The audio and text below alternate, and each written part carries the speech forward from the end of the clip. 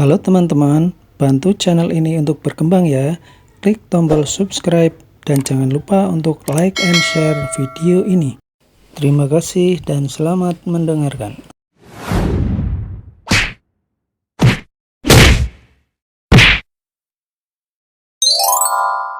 111, sedikit masa lalu asmara pasangan tua. Pagi hari yang indah ini, Billy berencana untuk mempersiapkan apa yang seharusnya disiapkan untuk pertukaran mahasiswa sementara. Karena kata mentor Viva, mereka akan lumayan lama berada di negara Sakura. Billy sebenarnya hanya menyiapkan beberapa baju yang akan ia bawa, kebanyakan baju biasa dan satu baju khusus mahasiswa pertukaran, karena kebutuhan lainnya bisa ia beli di sana. Dia menyiapkan hal tersebut di kamarnya, yang lainnya sibuk dengan tugas dan aktivitas masing-masing. Baiklah, apalagi yang kita butuhkan? Sepertinya sudah semua, ujar Billy setelah beres memenahi barang bawaannya. Jisya, tukarkan 500 juta dolarku menjadi poin sistem sebanyak limit. Kamu menukar uang sebesar 500 juta. 500 ribu poin sistem. Billy lalu merebahkan tubuhnya dan bersantai dengan coklat panas dan camilan kentang buatan Sebastian. Matanya ia fokuskan pada panel toko sistem untuk mencari hal-hal bagus. God bless sudah tidak ada di toko. Nunggu dia muncul lagi pasti akan menghabiskan waktu yang lama. Jisya, apa ini? Oh, ini, sesuai namanya, ini adalah kemampuan 100% laki. Ini adalah kemampuan tingkat tinggi, namun sayangnya, ini adalah versi trialnya. Trial 1 menit? Tidak, hanya 30 detik saja. Apa? Dasar pelit! Trial 30 detik terlalu cepat, bukan? Aku tidak ingin mubazir poin sistemku, lebih baik cari yang lain saja. Billy lanjut scroll panel toko sistem tersebut. Sesekali dia mengambil satu chips kentang goreng di mangkuk yang ada di atas meja di sampingnya. Lalu dia menemukan sebuah aliran yang dapat digunakan saat menggunakan katana. Nama alirannya adalah Hiten Mutsurugi. Harganya jangan dikata, pas di angka 500 ribu poin sistem. Apa ini Jisya? Apakah aliran ini lebih kuat dibanding dengan aliran Hiten Aotsuki Muzumi? Tanya Billy kepada Jisya. Ya, ini adalah aliran kuno, dahulu digunakan oleh seorang ronin kejam yang membantai pasukan musuh. Wow, keren, aku beli nih, manalah tahu, akan ada musuh kuat yang sekarang sedang mengincarku. Aku tidak ingin menggunakan tenaga petir, jadi kita gunakan pedang normal. Kamu menukar 500 ribu poin sistem dengan sebuah aliran katana, Hiten Mutsurugi. Baiklah, sepertinya sudah waktunya untuk kita sedikit bergerak. Billy beranjak pergi dari kamarnya, menuju ke halaman depan untuk berlatih mengayun pedang sejenak. Di sana ada beberapa pelayan dan tukang kebut yang sedang merawat kebut rumah Billy, juga ada Jeffrey yang tampak sedang berlatih dengan katana miliknya. Ayunan pedangnya masih kasar dan masih perlu dihaluskan kembali agar lebih perfect. Gerakannya masih kurang halus, coba pinjam katananya sini. Billy datang-datang tiba-tiba langsung berkomentar. Jeffrey lalu memberikan katana tersebut kepada Billy dan memperhatikan apa yang akan majikannya lakukan. Setelah Billy mengambil katana itu, dia mundur dari Jeffrey beberapa langkah dan menghunuskan pedangnya tepat ke arah mata Jeffrey. Lalu, entah bagaimana caranya. Swoosh! PFFFTT. Billy langsung berpindah tempat ke belakang Jeffrey dengan berhasil membuat sebuah luka goresan kecil di wajah pengawal pribadinya itu. Sika, meleset, padahal aku mau incar matamu. Gluk! Jeffrey menelan ludahnya yang terasa sangat berat ketika mendengar ucapan yang keluar dari mulut tuan mudanya. Kemampuan berpedang Billy memang bukan main. Tapi, aku tidak bisa menguji kemampuan ini 100% jika melawanmu. Jeff, siapkan mobil. Kita pergi ke ibu kota, rumah nenek. Baik tuan muda. Jeffrey menunduk patuh lalu segera mengerjakan apa yang diperintahkan oleh Billy. Dia menyiapkan mobil Jesco Absolute modifikasi milik Billy untuk perjalanan mereka kali ini. VROM. Deruman gagahnya memang selalu menjadi hal yang sangat-sangat satisfying. Jeffrey yang saat itu menyetir mobil langsung memacu kecepatan mobil tersebut ke kecepatan yang sangat tinggi. Tujuannya tentu saja agar bisa cepat sampai di tempat tujuan. Meskipun begitu, mereka harus tetap mentaati peraturan lalu lintas yang telah ditetapkan. Hal itulah yang membuat perjalanan keduanya agak terhambat. Singkatnya mereka berdua sampai di gerbang depan kediaman Vengeance. Memarkirkan mobil di halaman depan rumah, Billy segera masuk ke kediaman untuk melakukan sesuatu. Niatnya datang ke kediaman tersebut hanya ingin uji kemampuan katananya saja karena dia baru saja membeli aliran baru. Namun, saat pintu kediaman dibuka, Billy disambut baik oleh Lilia yang langsung menyuruhnya untuk duduk di ruang tamu. Selamat datang sayang, ayo masuk duduk dulu, ibu buatkan kamu makan siang yang enak. Sambutan dari Lilia bagai menyambut anak kandungnya sendiri. Billy mengangguk dengan senyum lalu duduk di ruang tamu dengan tenang. Tak lama, Lydell datang menyapa Billy. Billy? Sejak kapan kamu datang? Baru saja kakek, ngomong-ngomong, apakah kakek bisa memakai katana? Billy bertanya kepada Lydell yang duduk di sampingnya. Hahaha, pertanyaan yang bodoh. Kakek dulu dijuluki sebagai shogun saat berperang dengan negara Sakura. Nanti setelah makan siang, kita sparring, siapa yang lebih hebat? Lydell tertawa ketika menjawab pertanyaan Billy. Ucapan kakek tersebut memang benar adanya saat dia masih muda dulu. Memang terjadi sebuah perang yang bisa disebut sebagai perang dunia. Lawannya ada banyak negara dan negara Sakura juga termasuk lawan yang masih menjunjung tinggi nilai-nilai budaya mereka. Terbukti dari senjata mereka yang kebanyakan adalah katana. Dengan kemampuan melihat masa depan miliknya, Lydell berhasil memenangkan pertarungan meski memang pasukan negara Sakura tidak bisa dikatakan sebagai pasukan yang lemah. Saat itulah kakek bertemu dengan nenek benar, dan menjalin hubungan asmara. Billy berkata setelah mendengar cerita Lydell. Kamu ini, pertanyaannya ada-ada saja. Tiba-tiba saja Heiko datang dan menarik halus telinga Billy. Nenek? Heiko lalu duduk di samping Billy dan bercerita tentang seorang pemuda yang kala itu digadang-gadang sebagai seorang pemimpin hebat, berkarisma tinggi, dan berhati dingin. Flashback, on. Dia adalah komandan dari pasukan lawan yang sangat ditakuti oleh para petinggi negara Sakura waktu itu, karena strategi perang yang direncanakan oleh negara Sakura selalu gagal saat mereka melawan pasukan yang dipimpin komandan tersebut. Sampai-sampai disebut sebagai shogun oleh para pasukan negara Sakura. Kehebatannya dalam menggunakan katana tidak bisa dianggap seperti orang luar, dia seperti pedang itu sendiri. Suatu hari, di tengah malam, terdapat perang yang sekarang dikenal dalam sejarah sebagai peristiwa perang tersengit di antara dua negara. Itu terjadi di malam hari di kota Sakugo yang dulunya bernama Hetsugoshi. Mereka berperang di hutan dekat desa penduduk yang membuat para penduduk desa menjadi terlibat. Suara tembakan menembak, teriakan semangat kedua pihak kedua pasukan, dan dentingan pedang selalu terdengar jelas di telinga siapapun yang berada di dalam jangkauan medan tempur. Orang terkejam di masing-masing pasukan adalah Utsuma Nagashi dari negara Sakura dan salah seorang pasukan dari negara Windland yang bernama Ronoforoneo. Keduanya lah yang paling banyak membantai pasukan dari kedua kubu masing-masing. Saat itu, Heiko berada di desa yang menjadi medan perang, itulah desa tempat dia lahir. Ayah dan ibunya sudah lebih dulu evakuasi, sedangkan dirinya waktu itu berada di dalam rumah. Menunggu janji seseorang yang katanya akan datang untuk menolongnya. Namun sayangnya, orang tersebut tak kunjung datang dan mungkin saja sudah mati di medan perang. Karena dia juga termasuk ke dalam pasukan negara Sakura. Saat ia merasa sudah tidak bisa lagi menunggu, dia mencoba untuk keluar dari rumah gubuk tersebut untuk melarikan diri. Di pertengahan jalan, dia melihat seorang anak yang sedang menangis terseduh-seduh menyebut nama ibu dan ayahnya. Dia menangis tepat di samping mayat kedua orang tuanya itu yang tewas akibat peperangan. Niatnya tentu ingin menenangkan sang anak dan membawanya pergi ke tempat yang aman, namun saat sedang proses, keduanya dihadapkan pada seorang pasukan dari negara Windland yang kita tahu bernama Ronova. Orang yang membantai banyak pasukan Sakura tanpa pandangan bulu, entah itu pasukan ataupun warga desa. Tewasnya orang tua anak kecil yang Heiko temukan saat ingin pergi dari desa, mungkin akibat ulah Ronova yang menghunuskan pedangnya tepat ke leher dua suami istri tersebut. Matanya mati, pedangnya berlumuran darah dan dia sekarang menodongkan senjata pistolnya ke arah Heiko. Saat pelatuk ditarik dan peluru pistol tersebut melesat tepat ke arah kepala Heiko. Disitulah, seorang pemuda yang dikenal sebagai komandan muda negara Windland menangkis peluru tersebut dengan pedangnya. Dia berkata, "Jangan libatkan warga desa yang tidak bersalah, Ronova. Tindakanmu yang telah melanggar aturan yang kubuat akan mendapatkan hukuman nanti." Ronova mematuhi apa yang diperintahkan oleh komandannya. Dan disitulah pertemuan antara Heiko dengan Lydell. Flashback, off. Kakekmu dulu sangat-sangat keren dan hebat. Nenek kira setelah itu tidak akan bertemu lagi, tapi ternyata takdir mempersatukan kami. Kata Heiko. Jangan percaya, nenekmu dulu sangat dingin, susah untuk didekati. Mana ada ya? Yang ada kakek, komandan berhati dingin. Billy hanya bisa tersenyum mendengar cerita kedua suami istri tersebut. Sampai waktu makan siang tiba. Jadi kek, bagaimana nasib Ronova sekarang? Apa yang terjadi dengannya? Billy lanjut bertanya ketika mereka semua sudah berada di ruang makan. Yang membukakan kamu pintu masuk tadi?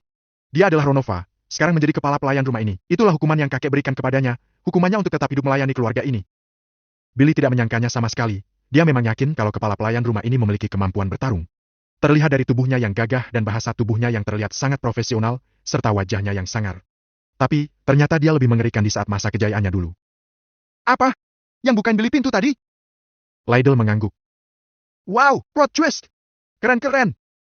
Billy dengan semangat berkata kepada Lydell. Nanti biarkan kakek Ronova bertanding melawan Billy, ya kek? Tentu-tentu, kita lakukan setelah makan. Dan sepertinya Lei juga akan pulang sebelum itu, kita akan ajak dia juga. Billy mengangguk menanggapi apa yang dikatakan oleh Lydell. Makan siang mereka semua berjalan dengan lancar. Bab 112, ini baru latih tanding. Jam 1 siang di halaman belakang kediaman Vengeance. Lebih tepatnya berada di dalam dojo milik keluarga Vengeance. Billy sekarang sedang berhadapan dengan seorang kakek-kakek tua bertubuh kekar dan tinggi dengan banyak luka di wajahnya. Kuda-kuda yang diambilnya membuat Billy tidak bisa menebak serangan seperti apa yang akan kakek tersebut ambil. Kakek-kakek tersebut adalah Ronoforoneo, kepala pelayan keluarga Vengeance. Seperti yang diharapkan dari seorang veteran, aku tidak bisa menebak ke arah mana serangannya akan dituju. Billy berkata dalam hati. Jaffe memperhatikan mereka dari dekat pintu masuk dojo, sama halnya dengan Lydell yang memperhatikan keduanya dari luar area bertarung. Siap dengan katana kayu di pinggang sebelah kirinya. Ronova sangat ahli dalam menggunakan 3 katana sekaligus. Masing-masing satu di tangan kanan dan kirinya, dan 1 buah pedang yang digigit di mulutnya. Ya, pengguna 3 pedang. Billy tidak mengetahuinya dan dia merasa bingung ketika Ronova mengambil 3 pedang katana sekaligus. Entah apa yang akan dia lakukan dengan ketiga pedang tersebut. Lalu, dengan kecepatan yang sangat tinggi, Billy berpindah ke belakang Ronova. Namun sepertinya serangannya tidak berhasil, karena Ronova berhasil menangkis serangan fatal pertama yang dilancarkan oleh Billy. Lumayan, tuan muda. Ujar Ronova yang seketika langsung membuat serangan balik yang sangat kuat ke arah Billy. Awalnya gerakan kakek tersebut masih dapat ditebak, karena teknik yang ia gunakan hampir sama seperti kendo. Namun, semakin Billy menangkis, maka semakin aneh pula gerakan yang dilakukan oleh Ronova. Tak, tak, sial, makin aneh. Meski bisa menghindari semua serangan Ronova, Billy merasa sedikit kewalahan. Refleksmu bagus, tapi bukan begitu caranya menggunakan aliran Hitan Mutsurugi. Lalu, entah kapan dia mengambil satu pedang lainnya. Ronova sekarang sudah memegang dua pedang di tangannya. Dia menyerang dari dua arah serangan kiri dan kanan. Aliran Hitan Mutsurugi adalah aliran yang mengandalkan kecepatan, kekuatan, dan ketahanan. Kecepatan Billy sekarang sudah sangat cepat, Jafui bahkan tidak bisa mengikuti gerakan keduanya. Dua-duanya menghilang dari area pertarungan. Hanya Lydell saja yang tampaknya masih fokus dan dapat melihat keduanya. Hebat! Dari mana dia belajar aliran kuno seperti itu? Lydell bertanya-tanya dalam pikirannya. Aliran yang digunakan Billy sekarang membuat titik butanya dipersempit, sehingga musuh tidak memiliki celah untuk menyerang. Juga, setiap posisinya adalah kuda-kuda bahkan jika Billy hanya berdiri sekalipun. Billy lalu menambah kekuatan fisiknya dengan tenaga dalam. Swoosh! Brug! Serangan vertikal Billy berhasil membuat beton yang dipijak Ronova retak akibat menahan serangan tersebut dengan kedua pedangnya. Tak ingin kalah, dia pun menggunakan hal serupa. Kekuatannya ia tingkatkan dengan tenaga dalam dan menyerang balik. Mereka bertarung dengan cukup baik, kemampuan berpedang Billy juga tidak bisa dianggap remeh. Lay tidak bisa mengalahkannya. Baru juga dikata, orang yang dimaksud oleh Lydell akhirnya datang mengunjungi dojo untuk berlatih seperti biasa. Melihat kakeknya ada di sana, Lay kemudian bertanya, apa yang sedang mereka lakukan? Kakek, ada apa ini? Tanyanya. Biasa, Billy datang untuk menguji ilmu pedangnya. Kakek tanya, apakah kamu melihat gerakan mereka berdua sekarang? Tanya Lydell kepada cucunya itu. Tidak, aku tidak bisa melihatnya. Itu artinya kau masih harus banyak belajar, sering-sering latih tanding dengan Billy. Meski merasa kesal, Lay tetap menganggukkan kepalanya mengiyakan apa yang dikatakan oleh Lydell. Bersamaan dengan hal tersebut, Billy dan Ronova keduanya terpukul mundur akibat adu kekuatan pada serangan terakhir keduanya. Sungguh bakar yang sangat hebat. Anda membuat saya takjub, Tuan Muda. Kata Ronova kepada Billy. Tapi, jangan senang dulu, pertarungan kita belum selesai, kali ini saya akan mengeluarkan kekuatan penuh saya. Ronova berkata seraya mengeluarkan pedang ketiganya, yang ia gigit gagangnya di mulut. Membuat mata Billy melebar dan bingung. Bagaimana dia akan menggunakan pedangnya yang ada di mulut? Billy merasakan bahaya di hadapannya. Sebuah niat membunuh yang kuat. Ucap Billy dalam batinnya. Padahal Ronova baru saja menghunuskan pedangnya ke hadapan Billy. Namun rasanya, tubuh Billy seperti sudah terpotong menjadi bagian kecil-kecil. Perasaan takut ini membuat kaki Billy gemetar. Sial, kenapa kakek-kakek ini hebat sekali? Tingkat tenaga dalamnya sekarang berada di tingkat master pertama. Meski lebih rendah dari Billy, Ronova sudah memiliki banyak sekali pengalaman. Sehingga membuatnya menjadi sulit untuk dikalahkan. Saat Ronova bergerak, tangan Billy refleks mengayun ke tiga arah yang berbeda. Di masing-masing tiga arah tersebut Ronova menyerang Billy dengan tiga pedangnya. Untung saja berhasil ditangkis. Hampir saja, kata Billy. Keduanya lanjut saling beradu pedang dengan teknik terkuat masing-masing. Gila, aku bahkan tidak bisa melihat gerakan mereka berdua. Ucap Lay setelah dirinya mengucek-ucek mata. Tak. Tenang, ikuti arus serangnya. Billy menarik napas panjang dan berusaha untuk tenang. Ia berusaha untuk menggunakan 100% kekuatan tenaga dalamnya. Benar Tuan Muda, seperti itu, Anda harus tenang, tidak emosi. Ronova berkata sambil terus menyerang Billy tanpa henti dengan ketiga pedang katananya. Lama-kelamaan, Billy berhasil mengikuti kemana arah serangan Ronova mengarah. Insting Heimdallnya bekerja pada 100% kapasitas. Semua inderanya sangat sensitif, bisa melihat semua serangan Ronova bahkan sebelum serangan itu dilancarkan. Swoosh! Swoosh! Billy menghindari semuanya. Dirasa dirinya melihat sebuah celah untuk mengakhiri pertandingan, Billy dengan sangat cepat menebas habis pedang katana kayu milik Ronova yang membuatnya patah, tak bisa ditangkis. Untuk sentuhan terakhir, Billy menggunakan jurus terkuat dari aliran Hitan Mutsurugi itu. Konsentrasi. Serangan yang dimana dilakukan secara beruntun dari segala arah. Dilakukan berkali-kali tanpa henti sampai dirasa nafas kita sudah mencapai batas. Billy menyerang Ronova dari belakang, depan kiri, kanan dan atas terus-menerus. Sampai kakek tersebut kewalahan dan menyerah, Billy menang epik di pertandingan kali ini. Jurus terkuat Hitan Mutsurugi, sulit untuk menangkisnya, ditambah dengan kekuatan tebasan-pertebasan Anda Tuan Muda, pedang besi pun tidak akan mampu menangkis tersebut. Kata Ronova yang terbaring di area bertarung.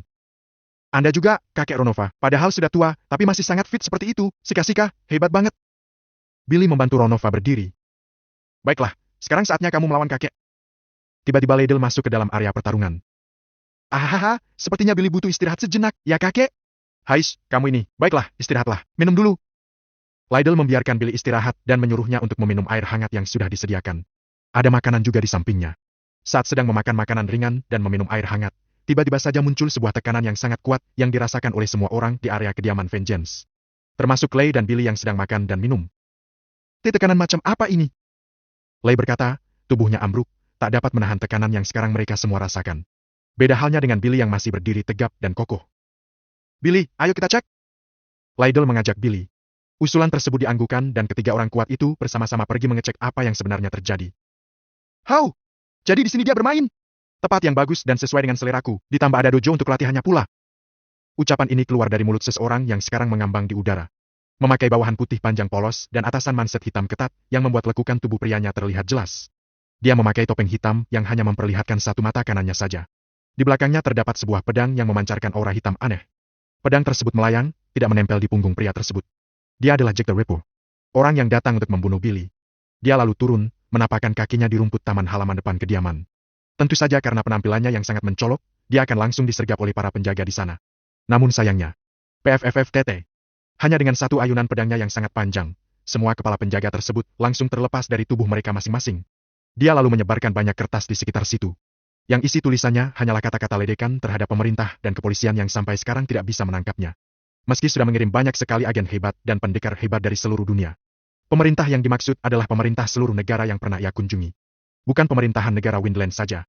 Memasukkan kembali pedang panjang tersebut, Jack meninggalkan mayat-mayat yang berserakan di sekitarnya dan berjalan santai menuju ke pintu masuk rumah. Sebelum dia bisa mencapai pintu masuk, dirinya sudah dihadang lebih dulu oleh Billy dan yang lain. Melihat kalau pemuda di hadapannya cocok seperti yang ada pada secarik foto di tangannya, ia pun bertanya. Billy Carlson, benar? Tanya Jack. Benar, siapa kau? Aku adalah orang yang akan membunuhmu. Ada seseorang yang membayar mahal untuk kepalamu itu. Jadi bersikap tenanglah dan pekerjaanku akan selesai tanpa kendala. Jelas Jack atas kedatangannya. Boleh saja, tapi jangan di sini. Berikan aku waktu 1 hari dan kita bertemu lagi di tempat yang lain, bagaimana? Pemuda berambut putih tersebut malah nego. Boleh, lagi pula kau tidak akan bisa kabur, sampai jumpa. Swoosh! Dengan sekejap mata saja, dia menghilang seperti bayangan dan keberadaannya tidak bisa ditemukan oleh insting Heimdall Billy. Bab 113, kau gay.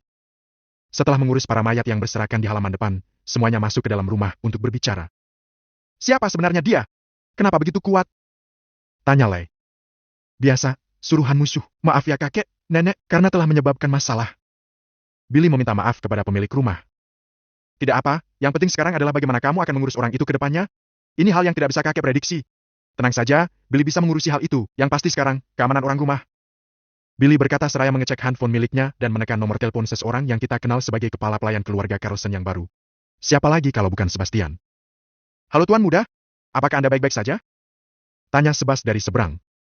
Aku baik-baik saja, apakah semuanya aman? Tidak ada yang terjadi di sana bukan? Semuanya baik di sini, hanya saja tadi ada pembela diri yang sepertinya mencari Anda. Dia langsung pergi ketika saya berkata bahwa Anda tidak berada di rumah. Jack tidak mungkin akan melakukan hal seperti itu, sepertinya dia juga memiliki insting yang sangat kuat agar bisa mendeteksi keberadaan targetnya. Sama seperti Billy. Syukurlah kalau begitu, orang itu adalah pembunuh bayaran tingkat tinggi dari organisasi Bounty Hunter, tapi sepertinya semuanya aman-aman saja di sana. Kalau begitu Billy tutup dulu teleponnya. Billy pun memutus panggilan secara sepihak dan meletakkan handphonenya di samping untuk lanjut berdiskusi dengan Lydell. Apa yang akan Billy lakukan setelah ini? Hanya penulis saja yang mengetahui apa yang akan terjadi ke depannya, tapi yang pasti sekarang Billy harus segera bersiap-siap untuk pergi. Pergi kemana? Pergi ke Azerside untuk membenahi masalahnya dengan Jack the Ripper. Hati-hati Billy, telepon kakekmu jika terjadi sesuatu. Kata Heiko kepada Billy yang sudah melaju dengan Jesco miliknya keluar gerbang. Calon suami cucu perempuan kita memang orang yang hebat. Kau seharusnya membantunya. Hai MPH, dasar. Heiko mendengus kesal karena Lydell tidak membantu Billy karena memang Billy sendiri yang tidak ingin melibatkan orang tua itu. Sekarang Billy dan Jeffrey sedang berjalan menuju ke kota Inter. Lebih tepatnya ke Azerside seperti yang ditulis di sebuah pesan dari nomor yang tidak dikenal. Nomor tersebut adalah nomor handphone milik Jack yang entah bagaimana ceritanya, dia bisa mendapatkan nomor Billy. Kekuatan orang tadi sangat kuat, padahal para penjaga sudah menangkis pedang pria tersebut dengan pedang mereka masing-masing. Namun, semuanya ikut terpotong beserta dengan kepala-kepala mereka. Ujar Jeffrey yang saat ini sedang menyetir. Ya, kalangan atas pembunuh bounty hunter memang bukan main-main. Kata Billy yang sedari tadi sudah mengetahui dan membaca informasi dari Jisha tentang asal-usul Jack the Ripper. Itu baru bounty hunter, belum lagi Suicide Boys jika tingkat tingginya muncul. Jeffrey menanggapi kata-kata Billy. Ngomong-ngomong soal Suicide Boys, nanti saat di negara Sakura temani aku ke sebuah tempat. Ada tempat menarik yang ingin aku kunjungi. Ucapan Billy membuat Jeffrey merasa bingung sekaligus penasaran. Tempat seperti apa yang akan dikunjungi oleh Billy? Distrik hiburan? Bar? Distrik prostitusi? Tidak, mana mungkin Billy pergi ke tempat seperti itu. Wanita di rumahnya adalah wanita-wanita yang sangat cantik dan perawan. Tidak akan bisa dibandingkan dengan wanita-wanita murahan di tempat kelas rendah seperti yang dipikirkan Jeffrey sekarang. Dia memikirkan hal tersebut bukan karena pikirannya yang kotor, namun karena lingkungannya dahulu yang memang seperti itu sebelum dia memutuskan untuk mengabdikan dirinya kepada Billy. VROM. Selamat datang Tuan Muda, seperti biasa. Norman menyambut kedatangan Billy dengan baik. Setelah menganggukkan ucapan Norman, Billy dan Jeffrey berjalan menuju ruangan yang sudah dipersiapkan. Seperti biasa, Billy akan memesan banyak makanan untuk dirinya dan Jeffrey. Tuan, bagaimana dengan pertemuan Anda? Tanya Jeffrey kepada Billy yang sekarang sedang duduk santai di sofa. Pertemuan? Billy berkata dengan seringaian. Lalu tak lama setelah Billy berkata, pintu ruangannya diketuk oleh seseorang. Jeffrey membukakan pintu tersebut dan terkejut bukan main ketika melihat pria yang baru saja membuat sebuah kekacauan di keluarga Vengeance. Matanya bertatapan langsung dengan pria yang dijuluki sebagai Jack the Ripper itu. Kenapa ini? Dada kananku terasa sakit. Pandangan Jeffrey kabur, lalu tubuhnya ia tumbuhkan ke dinding karena sudah tak mampu lagi ditopang dengan kakinya. Sudah hentikan, lepaskan kekuatanmu dari Jeffrey. Billy berkata tanpa memalingkan pandangannya ke Arina. Ini pengawal pribadimu. Sampah sekali. Kata Jack the Ripper seraya menatap Jeffrey yang tersungkur di lantai sambil batuk-batuk dengan tatapan menghina. Dia lalu berjalan menuju ke tempat di mana Billy duduk, sebelum kemudian juga ikut duduk di samping Billy dengan menyelangkan kaki kanannya. Jadi, kapan kita bisa memulainya? Tanya Jack sambil menyalakan sebatang cerutu dan mengangkat topengnya sedikit. Memperlihatkan wajah pada bagian mulutnya yang putih dan bibir yang sedikit berwarna pink. Santai saja, kita makan dulu, baru setelah itu kita bertarung di arena yang besar itu. Kata Billy yang juga ikut membakar sebatang cerutu dan menghisapnya. How? Kau berniat bertaruh denganku? Aneh-aneh saja, antara sombong dan bodoh. Ucap Jack.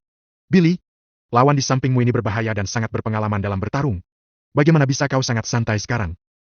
Tenang, aku memiliki keinginan. Kau memang aneh. Makanan pun datang ke ruangan Billy, para pelayan itu meletakkan semua makanan dan minuman tersebut di atas meja. Billy lalu berkata kepada salah satu pelayan agar memanggil orang yang bertanggung jawab atas pertaruhan hari ini.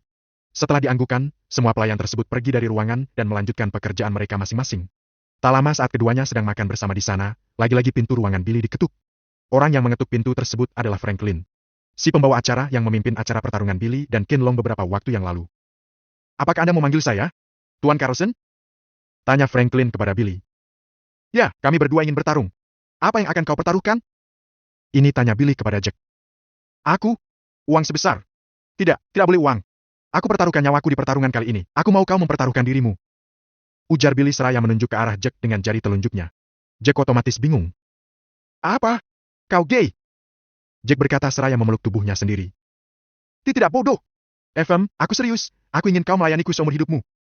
Merasa kalau itu menarik, Jack menyetujui pertaruhan mereka berdua. Billy mengorbankan nyawanya dan Jack mengorbankan seumur hidupnya untuk menjadi tangan kiri kaki kiri Billy. Hoho, baiklah, kau sungguh berani. Bab 114, Lucius Zakui. Baik tuan, sesuai kemauan Anda. Franklin menanggapi. Franklin meninggalkan tempat tersebut untuk melakukan apa yang diperintahkan oleh Billy. Billy lanjut memakan makanan setelah dia memalingkan wajahnya dari makanan di atas meja. Haish, padahal ya, saat Billy berbicara dengan Franklin tadi, makanan tersebut sudah diracuni oleh Jack. Namun sepertinya Billy tidak peduli karena memang, tubuhnya sudah memiliki resistensi terhadap racun. Mengingat, sekarang dia berada di tingkat Diamond 2 alias Master 3. Jisya bergumam di dalam pikiran Billy. Kau meracuni makanan ini? Rasa dagingnya jadi gurih-gurih asin begitu. Kata Billy yang di mulutnya penuh dengan makanan. Hahaha. Kau harus menang, karena sepertinya jadi tangan kiri kaki kirimu menyenangkan. Tak lama setelah meneguk gelas vodka terakhir, keduanya melompat turun dari ruang VVIP ke arena dengan sangat epik. Billy dari atas langit terjun ke bawah dengan kecepatan yang sangat cepat, ditambah dengan aura petir miliknya yang membuat penampilannya menjadi sangat keren. Lalu Jack the Ripper yang muncul dari sebuah kabut hitam di sisi lain arena. Membuat orang-orang di sana semakin bersemangat karena mereka tahu siapa orang bertopeng tersebut. Dia adalah pembunuh bayaran tingkat tinggi dari sebuah organisasi bernama The Bounty Hunter. Para hadirin yang berbahagia dan juga yang tidak berbahagia, pada hari ini, kita semua berkesempatan untuk kembali melihat pertarungan yang akan sangat sengit dari dua orang yang kita kenal dengan kekuatan yang sangat luar biasa. Di sebelah kanan saya adalah orang yang mengalahkan Tuan Qin dari negara naga, dia adalah sang kuda hitam. Billy Carlson. Suara riuh orang berteriak semangat terdengar di mana-mana. Jeffrey juga ikut bersorak-sorai di jendela ruangan Billy yang ada di atas. Di sebelah kiri saya adalah orang yang dikenal sebagai pembunuh bayaran tingkat tinggi, tidak seperti biasanya dia datang untuk bertarung di Azure Side. Suatu kehormatan bagi kalian para penonton. Tanpa berlama-lama lagi, ini dia, Tuan Jack the Ripper. Siaran langsung media internasional sangat ramai penontonnya. Komentarnya pun tidak pantang-pantang. Itu tembus sampai 10 juta penonton dalam beberapa menit saja. Sungguh di luar kepala. Kedua penantang pasti sudah tahu apa aturan pertarungan di sini bukan? Kalau begitu kami berikan kesempatan dalam kurun waktu 1 menit untuk keduanya mengobrol. Ucap Franklin. Tidak perlu berlama-lama lagi, langsung mulai saja pertarungannya. Jack menolak perkataan Franklin. Baiklah kalau begitu. Setelah itu, pertarungan mereka berdua resmi dimulai setelah sebuah lonceng dibunyikan. Teng. Bersiaplah untuk mati. Jack mencabut pedang panjang yang terbang di belakangnya dan kemudian langsung menebaskannya ke arah kepala Billy. Namun berhasil ditangkis dengan katana milik Jeffrey yang kita tahu tidak bisa dihancurkan. Klang! Boleh juga pedang bulan sabitmu itu, kata Billy. Pedang yang lumayan panjang dari katana biasa itu berhasil ia tangkis dengan mudah menggunakan katana miliknya. Billy dengan cepat langsung mengambil posisi menyerang di titik buta lawan. Namun hal yang sangat mengejutkan terjadi di sana. Pedang yang digunakan oleh Jack the Ripper adalah pedang dengan berat yang sangat berat, melebihi pedang pada umumnya karena ukuran dan panjangnya. Namun pria tersebut menggunakannya seperti tidak ada beban saat mengayunkan pedang. Bagi mengayun sebuah ranting pohon yang panjang ke arah lawannya. Juga, insting Jack hampir sama cepatnya dengan Billy. Wah! Pertarungan yang sangat dahsyat. Pemirsa sekalian! Kedua petarung saling menghindari serangan masing-masing dan menangkisnya dengan sangat cepat. Ujar Franklin. Saat kedua pedang tersebut beradu, gelombang ledakan terjadi yang membuat area sekitar sana langsung berkabut. Kamera live streaming bahkan tidak bisa melihat apa yang terjadi dengan Jack dan Billy. Klang! Klang! Klang! Namun, suara dentingan pedang masih tetap terdengar di telinga para penonton. Segini saja! Keluarkan semua kekuatanmu! Ucap Jack dengan penuh semangat. Dia lalu melompat ke udara dan mengangkat pedangnya dengan kedua tangan tepat di atas kepala. Sebelum kemudian menebaskannya secara vertikal dari atas ke bawah. Swoosh! Perang! Akibat dari tebasan tersebut, arena pertarungan terpotong. Untung saja terpotongnya pas di lurusan pintu keluar, tidak mengenai penonton. Kabut di arena menghilang dan Billy yang menahan serangan tersebut menggunakan katananya, berhasil membuat katana tersebut hancur. Patah akibat serangan berat Jack. Hebat, hebat! Tuan Jack the Ripper berhasil menghancurkan senjata milik Tuan Billy Carlson. Apa yang akan dilakukan olehnya setelah pedangnya hancur? Pertarungan ini menjadi semakin panas. Billy membuang pedangnya ke belakang seraya berkata. Sepertinya memang harus mengeluarkan pedang ini. Dengan gayanya yang sangat basic, yaitu mengangkat tangan kanannya ke atas sebuah petir berwarna merah menyambar Billy dan entah bagaimana ceritanya pedang Argdes sudah berada tepat di tangan kanannya. Safe cheat. Sebenarnya bisa saja Billy mengeluarkan pedangnya seperti biasa, namun dia ingin ada sedikit gaya jadi, ya. Maaf! Gaat! Tuan Billy mengeluarkan sebuah pedang yang tampaknya sangat kuat. Ujar Franklin yang disambut dengan sorakan para penonton. Ini pedang milikmu yang sebenarnya. Kalau begitu adulah. Kuda-kuda yang diambil oleh Jack seperti ingin melakukan sebuah tusukan dengan pedangnya. Lalu, swoosh! BROGH! Billy menghindari tusukan tersebut yang membuat beton di belakangnya seketika berlubang besar. Lubang yang diameternya melebihi pintu keluar. Serangan jenis tusukan adalah yang paling sulit untuk ditangkis, karena bentuk dari senjatanya yang lurus sejajar dengan pandangan musuh. Membuatnya sekilas menjadi tidak terlihat oleh mata. Ups, hampir saja. Billy juga tak ingin kalah, dia melayangkan serangan berat yang membuat pedangnya dengan pedang milik Jack beradu. Beradu sampai membuat sebuah ledakan tenaga dalam yang membuat beberapa dari penonton di tempat duduk terhempas ke belakang. Swoosh! Meski pertarungan keduanya sangat intens, tidak ada satupun dari mereka yang keluar dari garis pembatas arena. Mungkin sudah waktunya untuk mengakhiri pertarungan. Billy mengumpulkan awan gelap di langit-langit arena, berniat untuk menyambar Jack dengan petirnya. Lalu, zet. Petir tersebut berhasil mengenai Jack yang belum sempat menghindar karena kecepatan petir tersebut melebihi kecepatan instingnya. Tubuhnya gosong tapi tak hancur karena Billy menahan kekuatan petirnya sebisa mungkin. Pemenang pertandingan hari ini, sang kuda hitam, Tuan Billy Carlson. Pertarungan kedua Billy di Other Side berhasil dia menangkan kembali. Kemenangan yang kurang beradrenalin karena Billy tidak mengeluarkan semua kekuatannya. Tapi tidak apa, yang penting sekarang dia sudah menang. Billy lalu meminta kepada siapapun yang ada di sana agar segera mengurus tubuh Jack the Ripper yang sekarang tak sadarkan diri sedang terduduk dengan kaki yang dilipat. Bahasa mudahnya seperti duduk di antara dua sujud. Kepalanya tertunduk dan pakaian atasannya yang sedikit terbakar. Toppingnya pun retak akibat petir tersebut. Live streaming internasional sangat ramai, banyak orang berdiskusi dari berbagai negara. Semua orang itu adalah orang berpengaruh yang tertarik kepada Billy, berpikir mungkin Billy mudah didapatkan dengan iming-iming uang. Namun setelah melihat apa yang dipertaruhkan oleh dua orang tersebut, mereka mengurungkan niatnya untuk mendapatkan Billy. Selamat atas kemenangan Anda Tuan Muda, Anda akan benar-benar menjadikan Jack the Ripper itu sebagai pengawal Anda? Tanya Jeffrey. Ya, tenang saja, posisi kalian sama, tidak ada yang dibeda-bedakan. Pesankan aku minuman, haus sekali. Jeffrey mengangguk patuh lalu pergi memesan minuman untuk Billy. 9 keluarga besar negara Windland sudahlah pasti tahu tentang pertarungan Billy dengan pembunuh bayaran tingkat tinggi tersebut. Yang paling lega di antara kesembilannya adalah keluarga Vengeance, mengingat sekarang Billy juga sudah termasuk dari keluarga mereka. Herman Carlson kakek Billy yang sekarang berada di negara Sakura pun ikut senang. Karena tidak terjadi sesuatu apapun yang membahayakan cucunya. Dia sebenarnya tidak ingin berada di negara tersebut untuk mengurus bisnis pentingnya. Keinginannya adalah untuk berdiam diri di rumah bersama dengan para cucunya. Menghabiskan waktu untuk pensiun. Dia mungkin akan membicarakan tentang hal ini nanti kepada Billy. Ah! Segar! Mana camilanku? Tanya Billy setelah dia meneguk segelas minuman bersoda. Sebentar lagi akan datang bersama dengan tubuh Jack the Ripper yang sudah diobati oleh medis, Jeffrey menjawab Billy. Tak lama kemudian, beberapa pelayan masuk ke dalam ruangan Billy dan meletakkan semua camilan yang diminta. Lalu setelah itu, datanglah Jack the Ripper yang berjalan tertatih-tatih dengan menyeret tubuhnya di tembok karena masih tak kuasa untuk berdiri tegap. Dia masuk ke dalam sana dan duduk di sofa. Kau harus menepati janjimu, kata Billy. Saya, Lucius Zachary dengan julukan Jagal Weaver akan mengikuti Anda sebagai pengawal sekaligus asisten pribadi, saya bersumpah. Pada sakit tubuhku. Jagal Weaver dengan nama asli Lucius Zachary bersumpah setia kepada Billy. Bagus-bagus, nih, telan. Gaji pertamamu.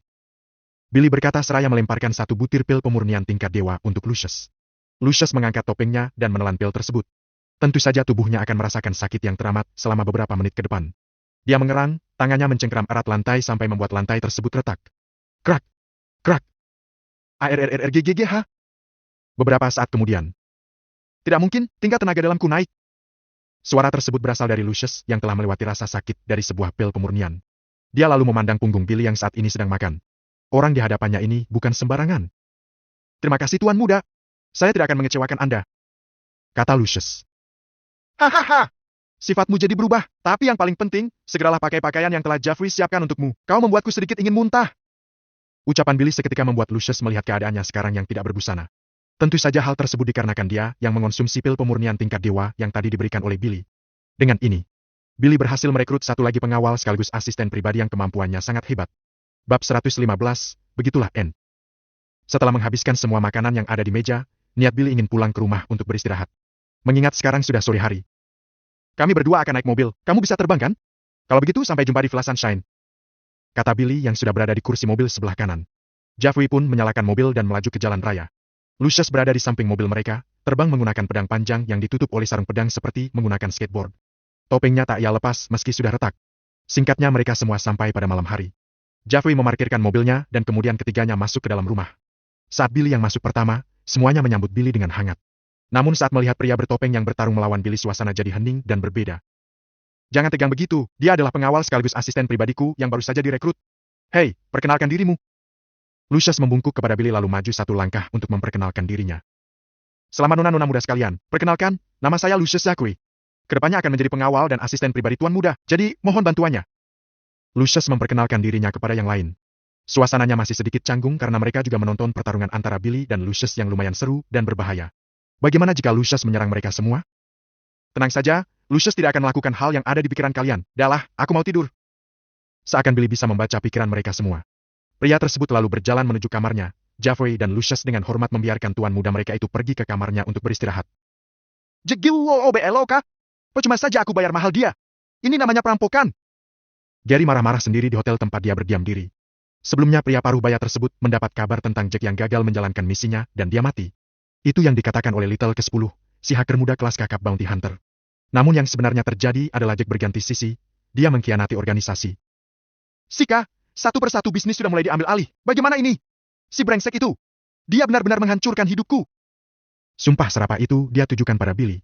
Keponakannya yang paling dia benci. Sika, harus memikirkan cara lain jadinya. Petinggi bounty hunter bodoh. Goboka. Niatannya, dia ingin membayar Suicide Boys untuk membunuh Billy. Tentu saja para petingginya, namun dia sekarang hampir miskin. Semua uangnya habis untuk sewa pembunuh. Harus mulai dari awal, lebih baik gali informasi lagi.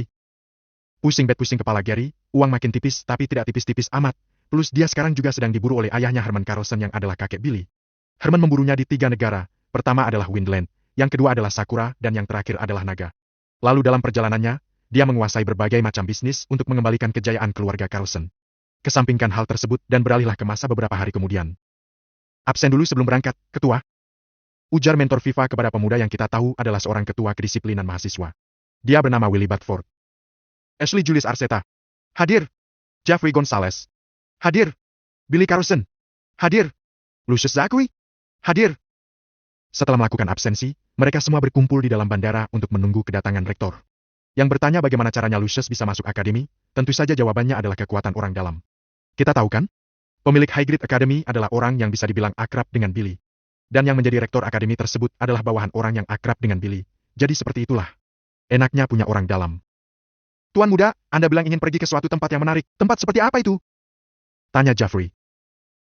Tempat yang bisa dibilang tempat yang berguna untuk menghabiskan uang.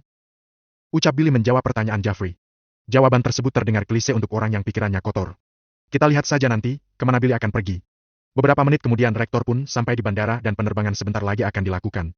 Semuanya masuk ke pesawat dan pergi ke kursinya masing-masing. Billy meletakkan barang-barangnya dan kemudian duduk di dekat jendela pesawat.